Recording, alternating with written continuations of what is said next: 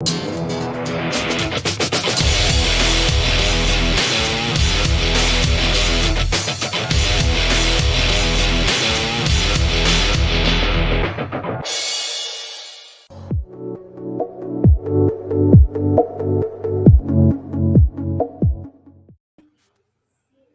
what is up, everybody? Welcome inside the Guilty as Charged podcast presented by the Blue Wire Podcast Network. Please make sure to like, subscribe, and comment on all of our videos. We do really appreciate that. That being said, my name is Steven. I am your host. Joining me today are my guys, Tyler and Alex. Tyler, we'll start with you, man. How are you doing tonight? I'm doing very well. Thankfully, I did not have a Derwin James jersey with number 33 on it. But, Steven, if you want to donate yours, you can put it right next to my 28 Melvin Gordon. We all have those retro jerseys then, because I have a 99 Joey Bosa. I know Alex also has a retro Bosa jersey. So, Alex, how you doing, man? Yeah, I'm doing good. You can join us in the Vintage Hipster Jersey Club, where we do not want to buy new jerseys. So I'm not buying. And you know what? Also, there's a number 99 on the team currently who's not playing well. So Joey Bosa keeps 99 until he starts playing well. So, I'm going to stay there. Yeah, maybe the next 99 will be good again, and then the Bosa jersey can be retired. But people were responding to my tweet like, "Oh, just do the jersey insurance and get the new number 3." I'm 6'4", 270 pounds, so a single digit number is not going to look good on me at all. So switching to the number 3 Derwin James is simply not an option for me. Yeah, well, Freaky Friday. You can wear number 3, and I'll get like a 67 or something. A triple XL 67. Also, do NFL jerseys even have the jersey protection? I thought that was an NBA thing, but maybe they do. I'm not sure. I think if you buy through Fanatics, it does. But I just bought it straight from the Chargers store. So, but yeah, I'll get the number 3 Derwin, and Tyler can get 63 Corey Lindsey. We'll have some fun with that one. I want a Daniel Falele jersey. I don't even care what team he goes to. I want his game-worn jersey. Just the largest possible jersey ever created for a football game. That man is ginormous. But yeah, we're going to have a lot of fun talking about the Senior Bowl and draft prospects and things like that down the road. I just hit 25 on my players list for draft prospects last night. So wow, making some progress. Of course, a lot of that can and will change as I get to study some more games. But today we're going to talk about the Chargers secondary in particular, kind of reviewing it as we have been, and also talking about how we want to see that unit improve. But first and foremost, there have been some slight updates on the Chargers search for a new special teams coordinator. Of course, Darius Swinton is no longer with the team. To my knowledge, they had interviewed two coaches, Thomas McGaughey and I forget his other name. I'm totally blanking right now. The assistant special teams coordinator for the Giants, but I want to say Blevin, I forget. Anyways, Thomas McGaughey is sticking in New York, and Chris Tabor, however you want to say that one, he is being hired by the Carolina Panthers. So the potential top 2 candidates for the Chargers special teams coordinator, at least according to us and our limited knowledge on special teams coordinators, are no longer available. So Alex, where are you kind of at these days with special teams coordinator candidates and just the general search there? Yeah, it was Anthony Blevins was the second interview that they had. I totally didn't just Google that. I wanted to make Steven make the mistake, and then no, but I memean, it seems like they're kind of back to square one at this point. Obviously, with McGaughey staying in Carolina, and then you have is he in Carolina or is he with New York still? Blevins is staying in New York. So we'll see what happens. I'm kind of mixed on what they're going to do at this point. I don't know if there will be like major special teams changes. It seems like they're mainly going to be keeping some of the same personnel. Obviously, the biggest storyline of free agency is going to have Andre Roberts. Are they going to bring him back? Dustin Hopkins, like we just talked about with Matt Overton, on whether he'll be back or not. Shout out. So shout out to that interview that'll be dropping soon. But I mean, I guess I'm more concerned at this point about who the special teams personnel is going to be than the coach, but obviously who they hire on special teams is going to be important for the scheme that they're going to put into place, which will be different from their previous schemes. And, you just worry, I guess, a little bit about the fact that this is going to now be their third special teams coordinator within 3 years. And then that's something that will be taking a lot of time to get used to for a lot of those players. So we'll see how it goes, but it seems like they've sort of struck out on their first two choices. The first two choices that we know of, I'm curious about the two guys that are remaining in the postseason right now. I don't believe they have any actual connections to the Chargers. I think they missed either Telesco or Staley or some other coach by a year or so with the teams that they were on. But you can look at Colt Anderson, the assistant special teams coach for the Bengals. He's a former player, I think, for the Eagles as well. He had 60 special teams tackles or something like that in his career. You talk about them being a top 8 unit, I think it is, in special teams DVOA this year. So he's a guy to look at. Also, you talk about Evan McPherson's development. The Chargers are either going to find a kicker or sticking with Hopkins or whatever. But I think you like that development, and then being a top 8 special teams unit works. And then I know the Broncos have interest in Dwayne Stukes from the Rams. Again, missed Staley by a year, but he's been in the NFL for 14 years. So the Broncos did have interest in him. And then I found some random article that said other teams had interested in him. I don't know if that is the Chargers or not. But those are two names to keep an eye on, and both of them are in the postseason right now. So potentially either of those guys, if they leave, they're both top 8 units. I think the Rams are 4th in special teams DVOA. So they could go either of those directions, and that could actually be their special teams hire. Yeah, that's a really good poll by Tyler. Clearly more invested in this special teams search than I am, but that's an interesting one. I think everybody's kind of worried about McMahon coming to the Chargers, but I think he had an interview today somewhere else, if I'm not mistaken. So it seems like, if they wanted to hire Blevins, that's an easy hire, right? Like, he's coaches linebackers, he's got the experience, they could do that at any time because he would be getting a promotion. So if they are wanting to wait until the Super Bowl is over, then I think that makes sense. Clearly they are not in a rush. And as Alex said, we did just interview the Raiders interviewed McMahon. Okay. Thank you, Bolt Trappa 4. We did just interview Matt Overton. And so we talked a little bit about that and perhaps mentioned a little bit of a dark horse candidate there. So I won't spoil that. So be sure to check that interview out. But it is interesting, right? Because if they go for somebody who's like a special teams assistant, then really, like, what was the difference between the future assistant and Darius Swinton? Like, it's just a little puzzling at this point, and I hope we get some clarity whenever that person is hired.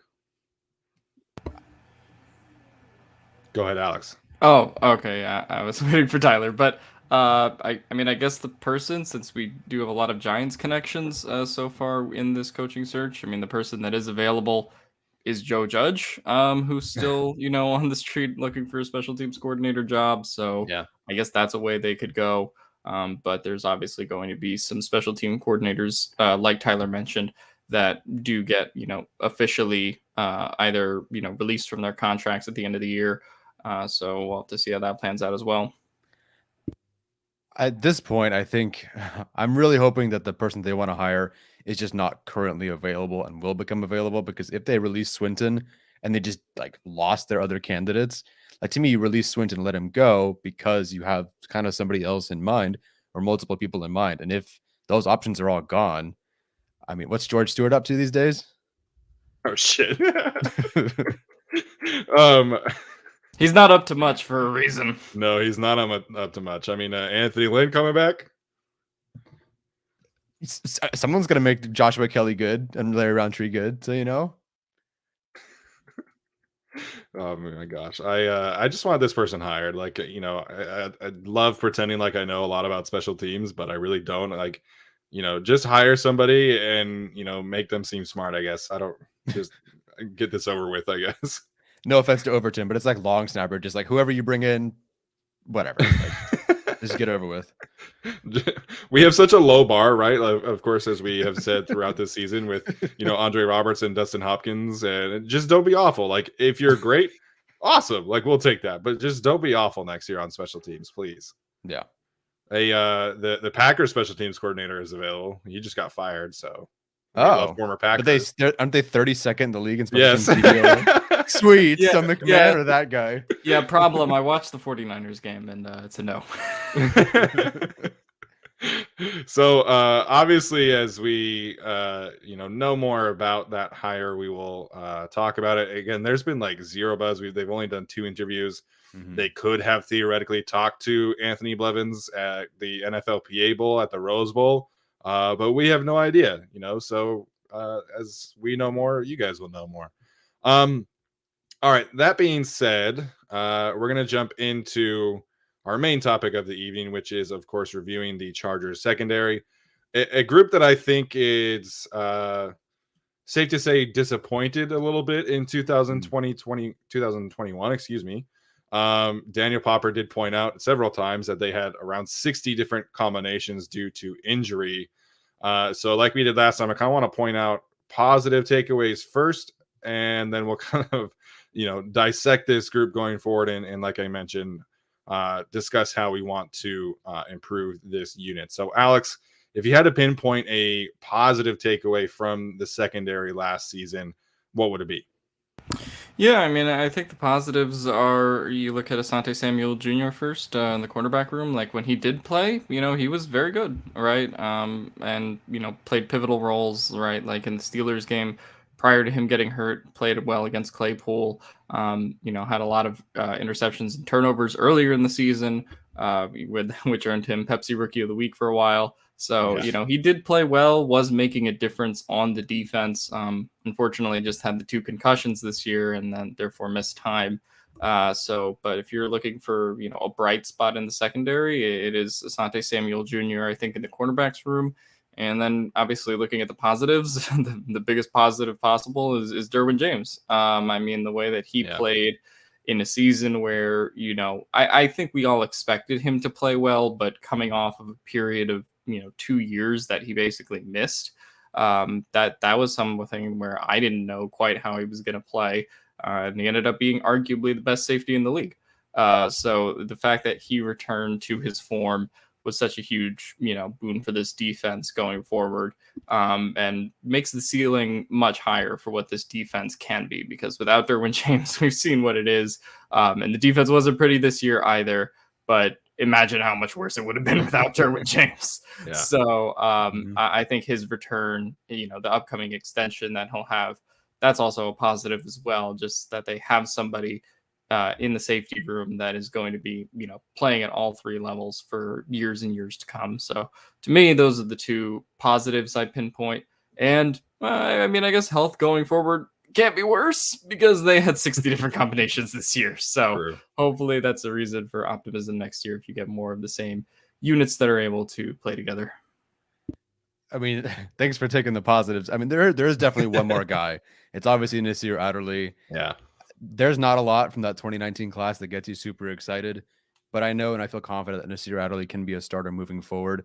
You do want to see him come down with more interceptions. There are plenty of times from, I think, the week 1 game against the Washington Commanders to God, I'm gonna hate weird. That so much. So weird. That game to, games later in the season where he just kind of reaches over a guy and just quite can't pick it off. Yeah. You want to see him take a step there, but he took so many steps forward, either in coverage or against the run. And outside of getting bodied by David Njoku, he really did act and serve as a very good last line of defense for the secondary, saving quite a few, touchdowns. Absolutely. So after him, I don't really know how many more positives there are. So Steven, I'll give you an opportunity to try to come up with something.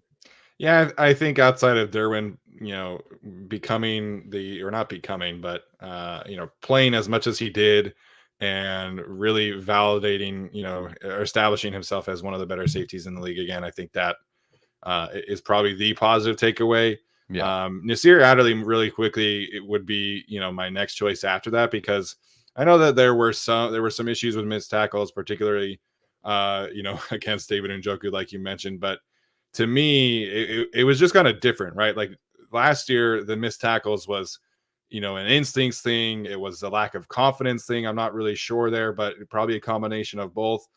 And so this year, I think you just saw Nasir Adderley get more comfortable in the scheme, in himself. And we heard, Derwin James talk about that. We heard Ronaldo Hill talk about that.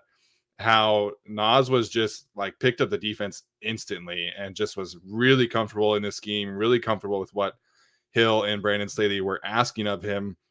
And I think we saw him be much more decisive. So I'm hoping that next year we see him that, take that next step. And like you were saying, come down with those turnovers, be a little bit more of a playmaker. But, I'm comfortable with him as the second safety behind Derwin James, alongside Derwin James. And I think the Chargers have, it's really the only spot that the starting combination I feel really good about heading into next season is at the safety position. So outside of that, I mean, I was pleasantly surprised by what we saw from Alohi Gilman at the start of the season. He is one of the players that unfortunately got injured, apparently tore his quad, according to him on Instagram, and then, missed 6 weeks and really just kind of wasn't the same player. But when Gilman was healthy, like I thought he was playing much better than I had anticipated. So obviously outside of like the star players, I think Alohi Gilman deserves some love there too before he was injured, at least. I think there's definitely something there with those two backup safeties. I really liked Webb early on in camp. He was picking off a pass every single day, it seemed like. And then, Gilman. I mean, there was a point in the season we're going, oh, please, Alohi Gilman return so we can get this rotation going. And I never would have guessed that after last year and looking at him at his time at Notre Dame. It's like, he's a special teams guy. Maybe he can play downhill and hit. But for him to come in and actually kind of pick up safety pretty well, it was a gift interception, but he did come on down with the interception against Mahomes that did sort of seal the game for them. He did play very well in the beginning. And then, like you said, the injury happened and things kind of fell off the rails. Right now in the composite rankings, he is 31st out of 39 among the safeties that I have. Granted, those are 38 free agent safeties. I just threw him in there to get an idea of where he is. So him at 31st out of 39 isn't great. I do think they probably should find more of a veteran behind Derwin James and Nasir Adderley, so you're not going from those two right to a 6th and 7th round pick who barely have played. But I do think there's some hope for that group moving forward. Yeah, and as Thomas points out, that tackle that Alohi had against the Chiefs was honestly the Raiders, one of the crazier, or the Raiders, the Raiders at the end of the game. That was one of the crazier plays, I think, of the season. I'm really curious about Mark Webb because, I mean, the Chargers need to figure out something different in the slot. I think it's a much more important position than a lot of us are talking about. And of course, they could sign a Bryce Callahan, somebody like that. But, one of the things that Deontay Lee from PFF pointed out back in like early November, was that to play this too high shell kind of scheme, you have to have a slot player that is a very willing run tackler and good at that. And so we saw them do a little bit of Derwin James in the slot. Obviously, Chris Harris really struggled in that regard in terms of run defense. But Brandon Staley, going back to like after they drafted him, said that they thought that Mark Webb, that is, could play in the slot. And so I don't think they should roll with him as a starter. I think he has that flexibility there. And I'm interested to see what year 2 looks like with him. Of course, he did, like Solo Man, just have shoulder surgery. Hopefully it's nothing major, but I'm curious there because, like you said, Tyler, he was making a ton of plays in training camp. I'm curious, but I have to be cautious because I just don't like this slot corner group. This free agent group is not good. Like I said, I know not end all be all, but like I said, the Chris Harris Jr. is number 2 on my composite rankings. There's not a lot of guys. K'Wan Williams just got torched in the postseason. Dion does not play at all for the Rams. He'd missed the last 2 games because he just wasn't getting on the field. There's just not a lot there. So if Webb is their answer, cool. But they got to find somebody else a little bit more talented in the draft. They can't have somebody just motion like getting open just by motioning across the line of scrimmage and going to like a swing route or something to the flat and just beating Chris Harris Jr. 32 times a game. Like that just can't happen every single game. They've tried it. The Chiefs did it and they almost scored. I believe the Raiders almost did it and they scored, or they almost scored, or they did. Just can't have that happen. They need somebody that's a little bit more athletic out there. And Mark Webb is not that.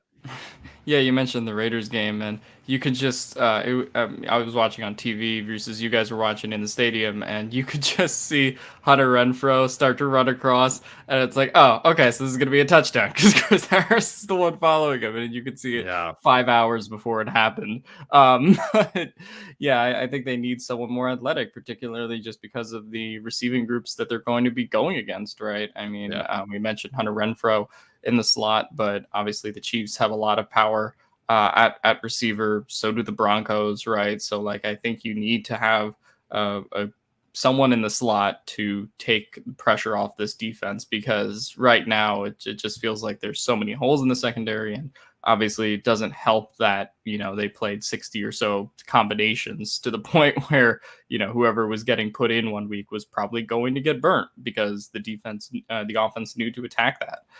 So I think that's really the problem going forward. I don't know how they'll replace Chris Harris, but I guess it can't get worse. But I don't want to say that necessarily.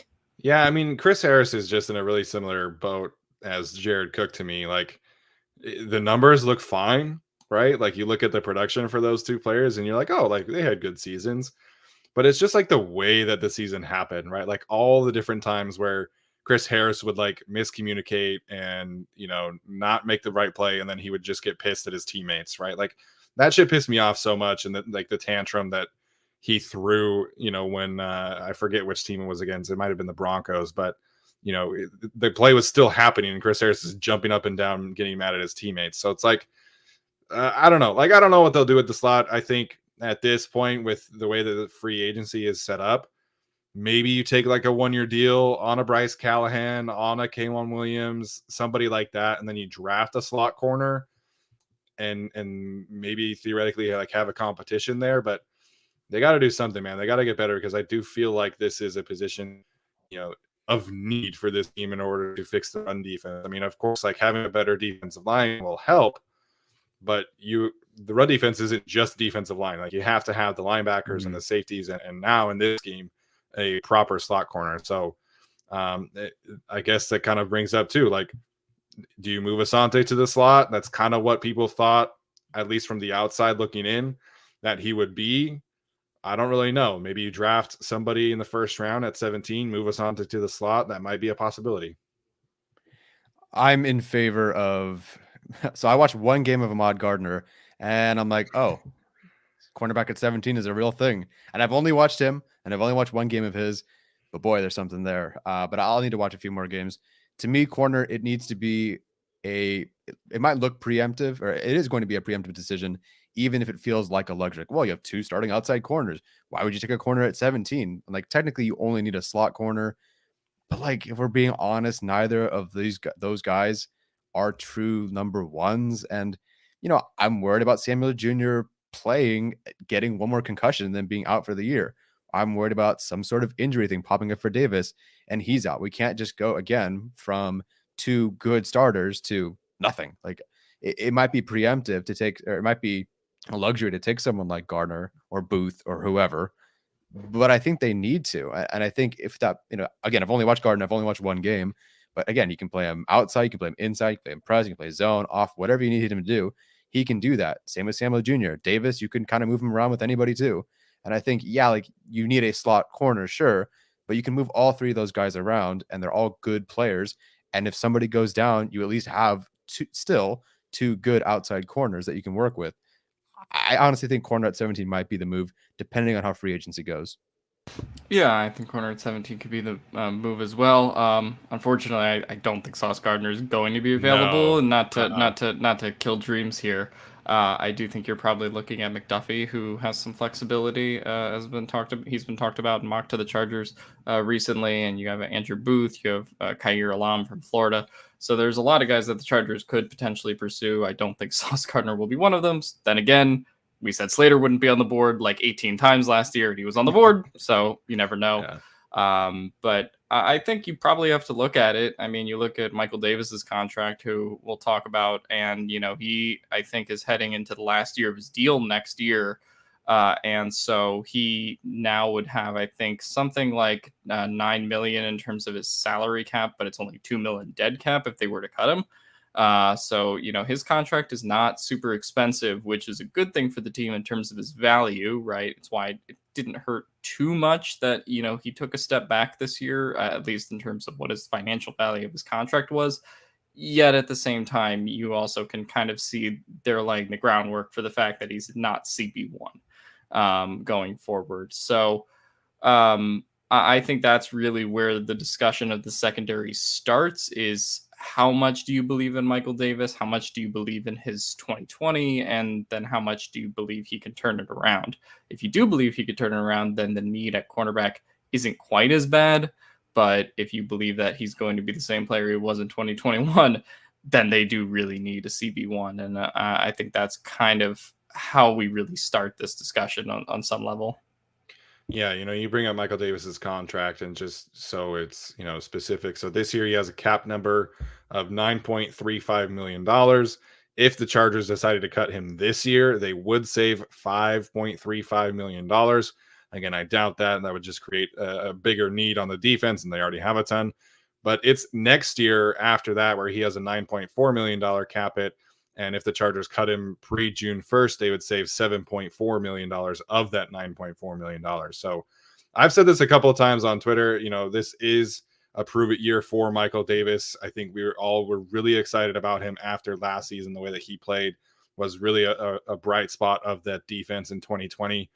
And if he plays like he did last year, then, he's going to be the obvious cut candidate, because the Chargers can save, $7.4 million.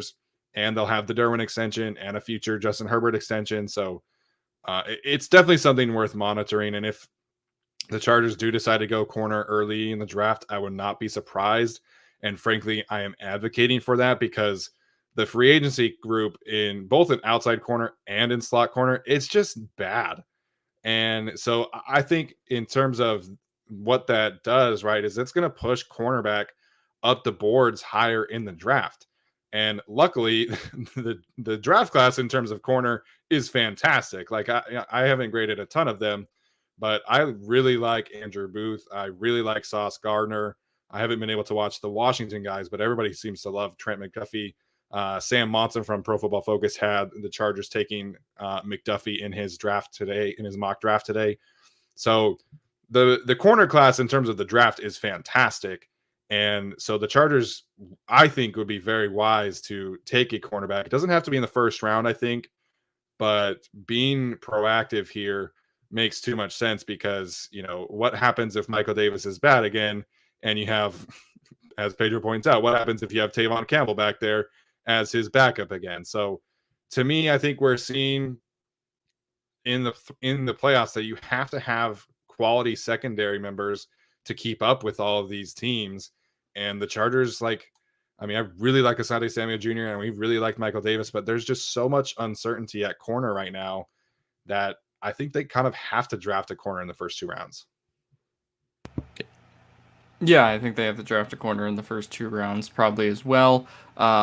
And the real question, I guess, is Michael Davis, and Brandon Staley seemed to allude to this in his press conference, that he thought it was the system, and the change from the 4-3 to the 3-4 that really affected Michael Davis this year, particularly what that meant in terms of mixing up coverages and, how many different responsibilities he had, versus in 2020, he was primarily just, latched on to one player on one side of the field, right? And that was sort of all he had to do. And then that kind of allowed him to, I think, grow a little bit of confidence, right? Obviously, he had the game in 2020 where, he took on Stephon Diggs when Casey Hayward was out, was phenomenal in that one, and really started to gain confidence towards the end of the season. And then new coach, new defensive system, and then suddenly he's looking a lot more like 2017 and 2018 Michael Davis. So I think I think part of it is maybe admitting he's a true CB2, but it's also, to me, less about that, and honestly more, can he, be responsible for all those, coverages that he has to take care of, and take care of all those responsibilities and move around the field in the ways that Brandon Staley expects him to. If he can do that, then I think he can still be part of this cornerback group, regardless of what role it is, for a while, even past that 3-year contract. But if he can't, and he does struggle again, then the Chargers are probably going to have to move on fairly quickly. And I didn't look up the contract before today, but the fact that they can save $7.4 million next year, I mean, that's a substantial amount of money if you're trying to build out a secondary group. Yeah, Davis is such a tough one because he's one of the guys that I'm sort of almost willing to give the benefit of the doubt that injury and then Sure. COVID really just hit him hard. I mean, he was only giving up 28 yards a game before the bye and then only 1 touchdown. There was a point where he had covered Waller and shut him down completely, covered Kelsey, and I think I gave like 40 yards total or whatever it is 40 something yards between Kelsey and Waller. It doesn't really get much better than that. Right. And you can see in that Raiders primetime game, open field tackling, really good tackling, shutting Waller down. That is there. We saw in 2020, right? Shutting down Stephon Diggs. That is there. I'm almost willing to give him the benefit of the doubt that he can return to form, but I do think we have to accept that the form at its, well, maybe not at its best, but at its regular is going to be like a high-end CB2, middle CB2, some sort of CB2 plus or minus. I think that even though I do think he can rebound, I do want to give him the benefit of the doubt. Again, like you said, I still need them to go corner in rounds 1 or 2 because, again, like interior defensive line, they've just neglected that for so long. And I want someone who can step in, have that athleticism to at least be able to keep up. And some guys like Chris Harris Jr., they just couldn't. The team just has to get more talented in the secondary. Yeah, and Telesco can right a lot of wrongs by drafting a cornerback early back in back-to-back years. So, I think talking about Michael Davis in this fashion could certainly be preemptive, of course. We could be jumping the gun here, but I think it's worth mentioning because on paper, right, like it is a prove it year. His contract and the way that it is set up, it's a prove it contract for him next year. So obviously, hope he is able to bounce back. And I was really surprised that he came back from that hamstring injury so quickly. So a couple of people have mentioned that maybe that could be something that really hindered him, bothered him more than we are, at least hearing. And I think that's a possibility. And I think he could certainly bounce back next year. The team needs him to, because right now they just don't have a lot of depth behind him. They don't have a lot of quality depth. And I think that they can kind of rectify that through the draft. If they wanted to sign a veteran corner, I'm not necessarily opposed to it. I think Bryce Callahan, like I keep saying, I mean, he's been connected to Staley in 2 different stops. He probably only has another 2 years left in his career. And, it feels kind of redundant going from old Broncos cornerback to old Broncos cornerback. But, I mean, maybe he has another good season left to him. And I don't know. We went from early 30s Packers offensive lineman to early 30s offensive lineman for the Packers. And, just if one doesn't work out, go to the other one. Yeah. Yeah, and so I think what you mentioned about Michael Davis and the season's kind of split into 2 parts, which was like the good part of the season and then the bad part of the season where things fell apart. But you remember, right? Like he was covering Darren Waller and like making all these big plays that he had to make. There was that weird Chiefs game where he was for some reason on Byron Pringle. I still don't really understand that. Yeah, but I think it'll be interesting to see if he can rebound, because if he does, it's still his financial numbers are at a reasonable rate regardless of how he plays. Really, that contract that they got him at is kind of a bargain if he is either CB1 or CB2. But I don't know if I fully buy the hamstring thing either, because he did have some of these same coverage lapses before, although it was more efficient. And although his 2020 year was good, right, he still did have some of those same struggles as a tackler, as a run defender that popped up on tape even then. So the fact that he kind of struggled with that again in 2021, it wasn't too surprising. So I do think you probably need to draft more talent, but I also would not completely write off Michael Davis from, producing at a CB1 level again if he is more used to the system. Yeah, and he could certainly take another leap forward in his development. And Craig pointed this out earlier. There are still some bad habits that creep up every once in a while. His ball skills aren't necessarily the greatest, but as long as he's able to stay healthy next year, I feel like he'll be better. I think he himself will probably say that he was disappointed in this past season. So outside of Chris Harris, the Chargers don't really have any other free agents in terms of the secondary. None that we care about. None that we care about. no offense to Devontae Harris and Trey Marshall, but please do not return to the Chargers. Ryan Smith is interesting to me. I know he only played in like the one game, but I mean the Chargers did sign him because of special teams. They signed him to be that gunner. We didn't really get to see that because the only game that he played in, he was also the starting corner because of all the injuries. So I wouldn't hate it if they brought Ryan Smith back for a 1-year deal, 2-year deal, something like that. Yeah, 1-year deal. I guess the issue is people are talking about, oh, let's use our our 11 draft picks to trade up, but those 4 7th rounders are worth like 2 points, and you can move up from like your spot in the 6th to maybe like 2 spots. Yeah, because they're at the end of the 7th round. Right. They're like 1 point each. It's not really going to be doing a lot for you. So, I think at that point, that's kind of where you're just throwing darts and finding your gunners and whatnot. And I don't know if Ryan Smith is really needed. I could see them taking I forget his first name, Jennings, the kick returner that they signed, but they eventually let go. I could see them taking Darius. Yeah, Darius Jennings. I could see them taking that sort of route where you kind of bring him in, but then you find maybe somebody else in that 7th round to push him out. Maybe not a whole lot of guarantees for that one, but it's probably worth bringing him back. But again, they have 11 picks and they have to make this work somehow. So if Smith isn't back, it wouldn't surprise me. Yeah, I mean, if Smith wasn't back, it wouldn't surprise me either.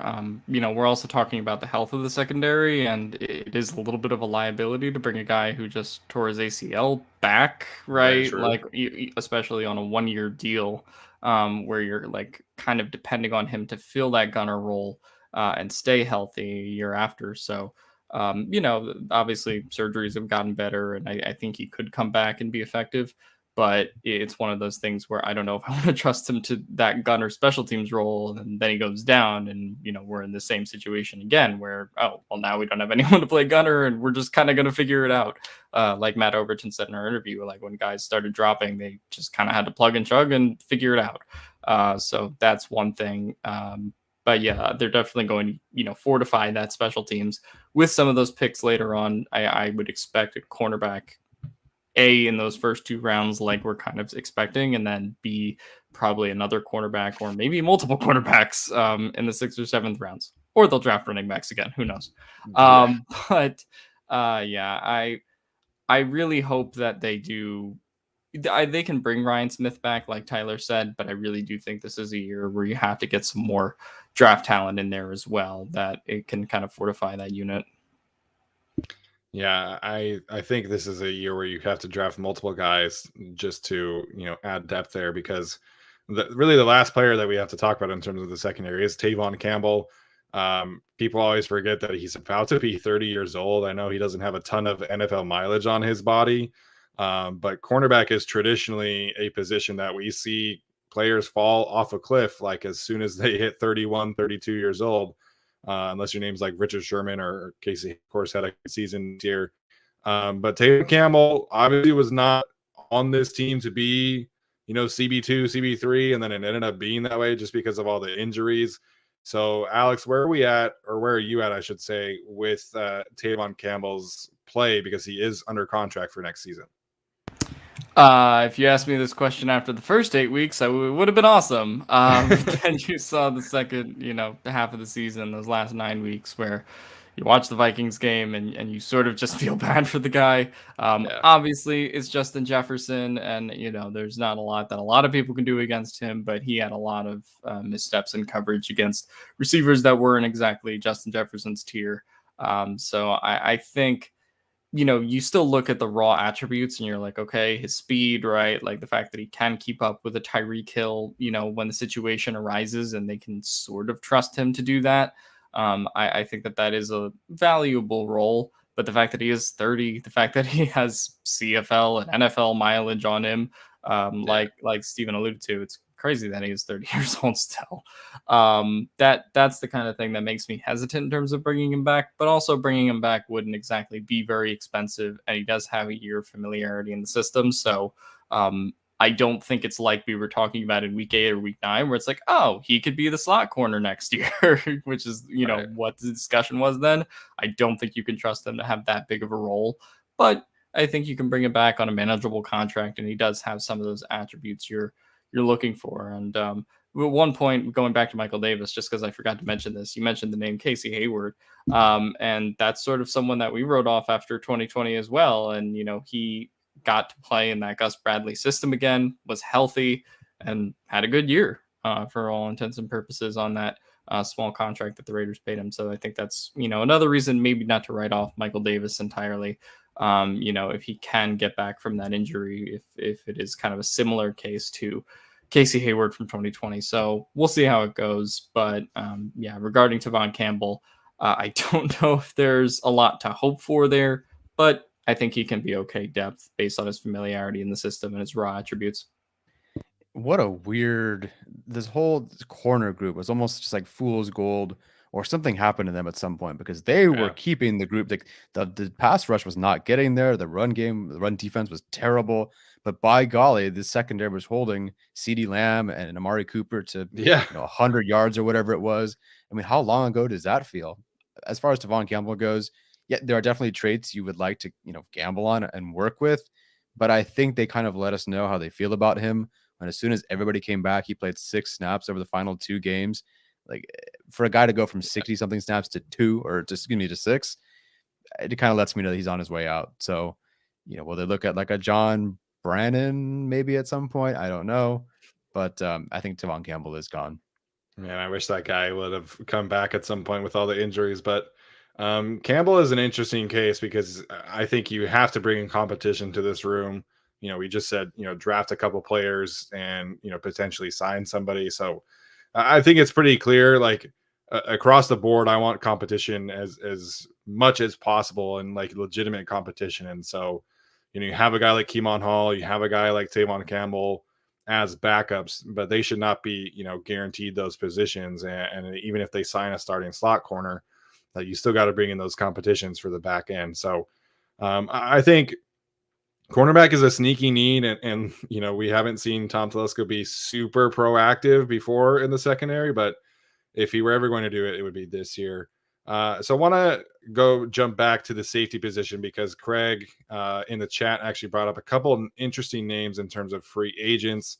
Obviously, if they sign a special teams coordinator from the Giants, then they'll have a connection to one of the players that he mentioned, which was Jabril Peppers. How do we feel in general about signing a safety? Because I feel like, we were talking about being intrigued by Mark Webb. We liked Alohi Gilman. They only carried 4 safeties throughout the season until the very end, when they had, actually, even at the end, they only had 4. But Tyler, how do you feel in general about adding a veteran safety to challenge Alohi Gilman and Nasir Adderley potentially for snaps? That they absolutely should. There's so many safeties on the list that I have. I couldn't tell you much about any of them, unfortunately, but they do need to bring somebody in. Unfortunately, this secondary group, in terms of the depth guys, it's definitely all up to Brandon Staley, in my opinion. If we're up to Telesco, we'd see Jalen Watkins or Jaleel Adai out there. Instead, they went with Harris or the other guy whose name Marshall. Those guys. So I'm kind of looking for somebody who has a connection to Brandon Staley. Kareem Jackson, hello. Like, didn't he knock out? Honestly, I wouldn't hate it. I wouldn't. Who's the guy who knocked out all of our players? That was Kareem Jackson. Lovely. That's great. Well, we got to beat the Chiefs somehow, right? So, man, they should. I don't know who it is. Again, there's a list of 39 people I'm looking at, but they do have to bring somebody else in. I think they have to have some sort of veteran out there, someone who at least kind of can just plug in and play. Michael Schofield type, if you will, someone who can just walk in and just kind of take care of his job, going from, with the starters that they had, to Trey Marshall, who gave up the most yards after catch in the NFL during his time as a starter. You just can't do that. They have to find somebody out there. And I don't think safety is a real big priority for them right now in the draft. It'll be edge, it'll be corner, it'll be tackle, it'll be guard, it'll be interior defensive line. Could be anything else outside of safety. So I think they need to bring in, it's a big list of safety players. I don't know much about them. But they do need to bring somebody else in that's a veteran. Man, Devin McCourty being atop this list is crazy to me. He came in hot at everything, first or second in a ton of categories. So, it is what it is. I don't know how he played this year. Some Marcus Williams guy. I forget what college he's from. Yes, my guy going to get a huge bag this offseason. Can't wait to see what that ends up being. Yeah, not with the Chargers. Not with the Chargers. But again, like, there's so many names on here, and I have no idea who they are. I mean, remember when everybody wanted the Chargers to sign Malik Hooker? He's a free agent. I feel like he played okay for the Cowboys.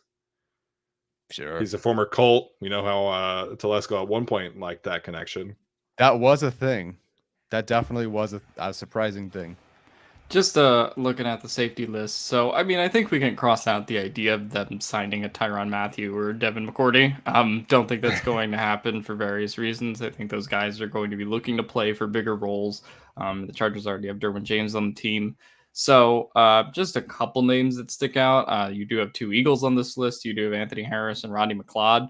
Anthony Harris played more special teams this year. Rodney McLeod has been more their starter since the Super Bowl era of the Eagles. So I think he's played pretty well, has experience there. So you could get one of those 2 guys and kind of plug them in to that safety room. Obviously would sort of be like a 1-2 with Derwin James. Depends what you want to do with Nasir Adderley though. And so, yeah, I mean, Jabril Peppers would be a guy that I think is very interesting that Craig brought up earlier. But really, I think it's about finding those guys who can be on those 1-year, 2-year deals and, probably would not cost more than maybe $4 or $5 million per season. That's probably what you're looking at in terms of a signing right now, just because you are going to re-sign Derwin, who's going to be expensive. And you do have Nasir Adderley on that rookie deal, and you're trying to extract value out of that on some level as well. So to me, I think a lot of people are going to want them to, sign Tyrann Mathieu or, sign guys because they're there and the Chargers have unlimited money apparently. But I do think you are looking at more guys that, not Daniel Sorensen. He's he's a free agent too, not him. But guys that could be on those 1-year, short-term, 2-year deals maybe, and still provide value on special teams and other spots as well. Yeah, somebody on here. There's Deion Bush from the Bears. I mean, he's been with the Bears for about 6 seasons, looks like, and really only started 2 seasons, which was this past season, and then 2018, which would have been Staley's last year in Chicago. So maybe that's something I think the Bears, bringing in Eberflus, they're going to be going through a scheme change. Mm-hmm. And I talked a little bit about some potential Bears connections because of that scheme change in a video that will be dropping probably tomorrow. So maybe that could be something there. I'd have to look more through this list now that we're talking about it. I mean, Geno Stone from the Ravens was somebody that I really liked out of Iowa. I would love that personally, but again, that was probably a little biased because I loved his draft evaluation. But yeah, like somebody mentioned to me the idea of signing a Jordan Whitehead from Tampa Bay. I mean, he's a very young player still. I feel like the Buccaneers would probably be likely to sign him back. So if they do sign a safety, I think it would definitely be more of a veteran. Tyrann Mathieu, we've seen players, Alex kind of ruled it out, but we've seen players go from division rival to division rival as a way to like stick it to people. So I'm not saying it's completely impossible, but I don't think it's likely at all. But I would be a huge fan of that addition if he is willing to come this way. Just Tyrann Mathieu, your third safety, just on the bench. Yeah. Yeah. Not sure how that. Yeah. Well, I think in that scenario, right, you can allow Derwin to play a little bit more linebacker, play a little bit more in the slot. Yeah. So, I mean, maybe that's the solution to potentially losing Kaiser White. Yeah, and I mean, if we want someone who maybe can relate to Nasir Adderley's experiences of dropping interceptions in critical moments, Jaquiski Tart available. I mean, I wanted them to sign him last year. I think he's good. He's just going to get a lot of crap about that dropped interception for the rest of his life, probably. But he's very good. Yeah, well, if he drops interceptions, he'll fit right in with our team. Credit to him for owning that, though. He had a tough conversation with the media, I feel like. But, I mean, I feel like that's the kind of versatile safety that he likes. I'm seeing Tashawn Gibson on here, formerly of the Bears, too. He's old, though. Of course, Kareem Jackson. Not seeing a ton of other no-brainer connections, but yeah. So I did mention another safety in this video coming tomorrow. I don't want to spoil it, but connected to the team, potential cut candidate. So keep an eye out for that one. All right, guys. Any other thoughts here about the safeties before we or corners, I guess, before we wrap up today's show? Not in particular, no. Just any corner to help out the edge rush group that was excellent at pass rush win rate, but just couldn't get the production. If it's someone like Nwosu comes back, a secondary would obviously help him. And of course, Bosa. Or, find some corner or safety who can free up Derwin James to move around, play slot, and play linebacker. I think that's definitely something worth exploring that you brought up earlier. Yeah, I mean, I think obviously versatility and the fact that they're able to do a bunch of different things in this defense, I think that's going to be important. Maybe not for each guy, right? Like you'll still have guys that are going to just play corner or play outside and play slot. But I think guys that can do a bunch of things in this defense as opposed to just one, that's going to make them more valuable in free agency or more valuable in the draft. And also their ability to potentially contribute on special teams as well when we're talking about some of those rookie players that are going to be drafted. So I think that's really what this team is kind of looking for. A lot different, obviously, than the Gus era of the Chargers, which was just, kind of finding guys and letting them do their thing. I do think this defense is obviously more interactive and everyone kind of does have to contribute their part and more than their part sometimes. Yeah, absolutely. And thankfully for the Chargers, it seems like both the draft classes in terms of safety and corners are shaping out to be really good ones. The 2 days of the Senior Bowl are under wraps, and it sounds like the secondary members down there are really playing well. So I'm excited to dive into that a little bit later today and tomorrow, as I was able to get some access to Senior Bowl tape, and we'll be sharing some of that. But I think the Chargers are in a good position in terms of this being a defense needy year in general. It sounds like the defensive line and edge markets in both free agency and the draft are strong. So I think the Chargers are in a good position to really revamp this unit as a whole as it goes down the road. So that's going to do it for us today, guys. We're going to talk about the Senior Bowl and some really the beginnings of our draft coverage on our next episode. So stay tuned for that. As always, if you are listening to this episode on the podcast platform of your choice, please leave us a rating or review. We do really appreciate that.